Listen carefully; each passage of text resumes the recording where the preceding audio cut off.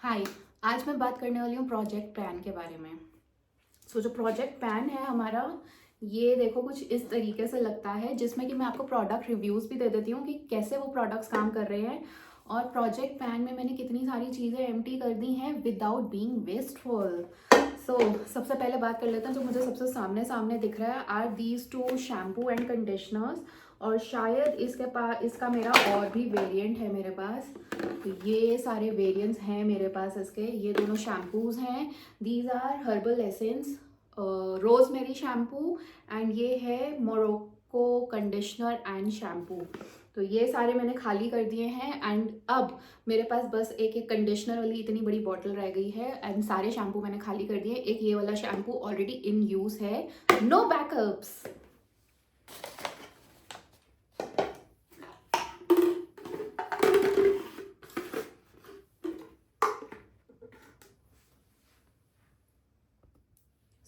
कुछ इस तरीके का हमारा प्रोजेक्ट पैन लग रहा है। टू बी ऑनेस्ट अगर मैं बताऊँ ना, ये पूरा 1 साल का पिटारा है। आप यहाँ पे अगर यहाँ पे देखोगे, यहाँ पे आपको 2 कंडीशनर्स दिख रहे होंगे। यहाँ पे हम 1 2 3 4 शैम्पूज़ हमने ख़त्म किए हैं और वो है एक हेयर सीरम। तो हेयर सीरम तो ख़त्म होने में टाइम लेता है, 2 साल का टाइम ले लेता है। यहाँ पे हमारे पास कुछ बॉडी स्प्रेज हैं। और आजकल ना मुझे किसी ने बोला था कि आप इतर यूज़ करके देखो अगर हेडेक होता है, तो मैं वो सब ट्राई कर रही थी। डिफरेंट डिफरेंट वेरिएंट्स मैंने ट्राई किए हैं पिछले 1 साल में।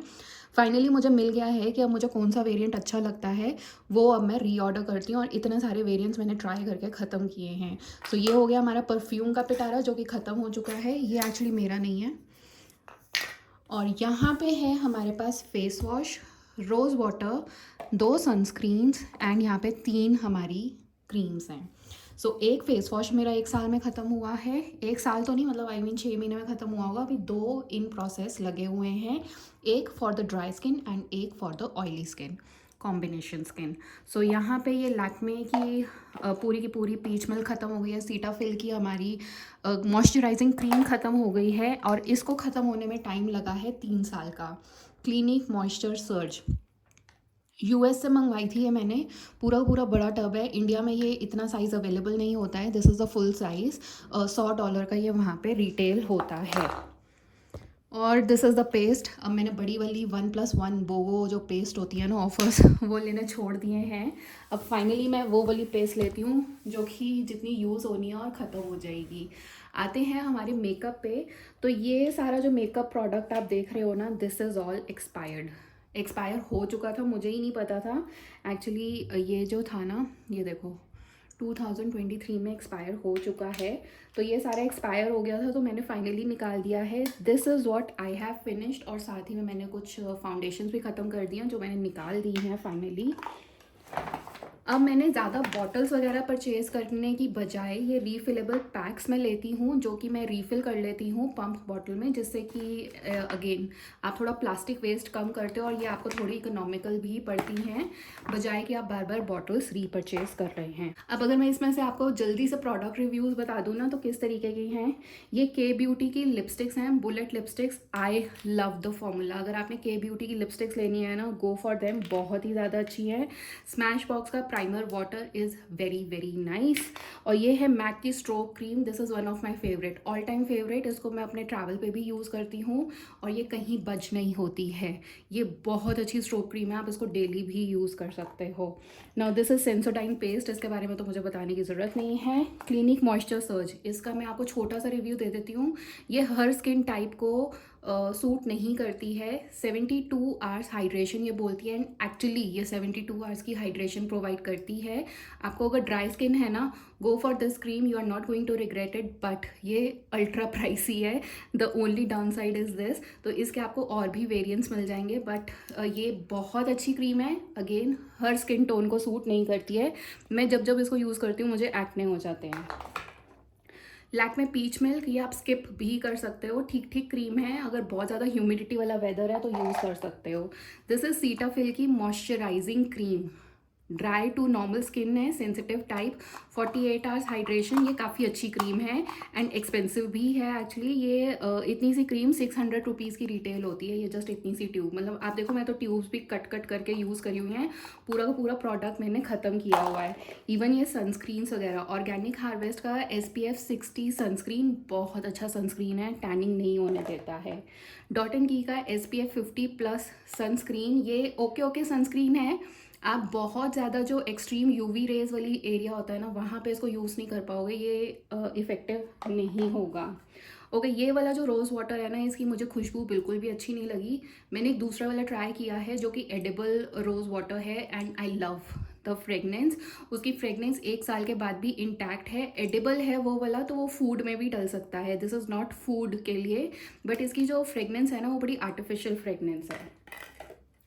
चारकोल फेस वॉश, अब है तो ये बॉम्बे शेविंग कंपनी का, बट ये इतना अच्छा फेस वॉश है। Girls you can also use it, oily skin type people you can use it, I mean this is for all.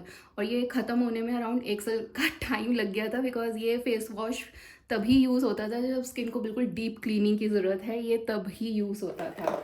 Now these are some of the perfumes. Okay perfumes हैं, सब अच्छी हैं, चलती हैं। This is a little 3-4 hours वाला long lasting. ये gents का है तो ये भी 3-4 आवर्स का ही होता है।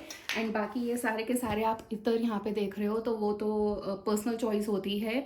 मैं आजकल रोज़ वाला बहुत ज़्यादा ट्राई कर रही थी, हर ब्रांड ऑलमोस्ट मैंने ट्राई कर लिया और मुझे ये वाला बहुत अच्छा लगा है। नेक्स्ट आ जाएँ अगर हम शैम्पूज़ पे, तो शैम्पूज़ में मुझे ये वाला शैम्पू बहुत अच्छा लगा। आपका अगर ऑयली स्कैल्प है तो गो for this shampoo, but this is very pricey on Amazon.